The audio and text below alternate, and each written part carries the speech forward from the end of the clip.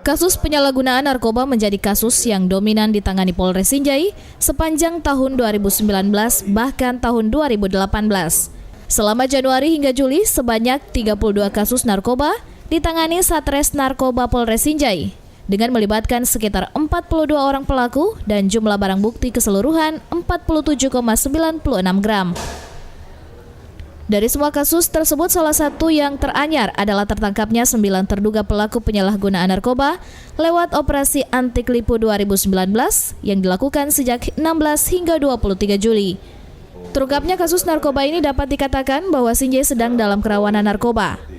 Mengantisipasi kerawanan tersebut, Kapolres AKBP Sepril Sesa mengatakan pihaknya akan terus menggiatkan penyuluhan dan sosialisasi tentang bahaya narkoba terutama di sekolah-sekolah. Mulai dari tingkat polsek sampai polres ini kita adakan penyuluhan ke sekolah-sekolah karena kita tidak menutup kemungkinan walaupun memang belum ada indikasi sasarannya ke anak-anak sekolah, tapi kita tentu memberikan pemahaman ya, dampak daripada akibat penyalahgunaan narkoba. Melihat dampak buruk yang ditimbulkan dari penyalahgunaan narkoba, masyarakat Sinjai pun diharapkan sadar dan tidak mendekati barang haram tersebut. Terungkapnya beberapa kasus narkoba di Sinjai hingga kasus yang melibatkan beberapa pesohor tanah air diharapkan menjadi pelajaran berharga bagi seluruh masyarakat untuk mengatakan tidak pada narkoba.